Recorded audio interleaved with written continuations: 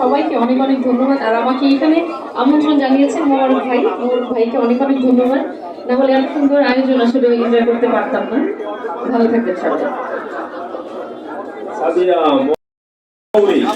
মৌরির গানে খুশি হয়ে অফিসার অ্যাসোসিয়েশনের যুগ্ম সাধারণ সম্পাদক শহীদুল ইসলাম 500 টাকা উপহার দিয়েছেন। ধন্যবাদ শহীদের জন্য।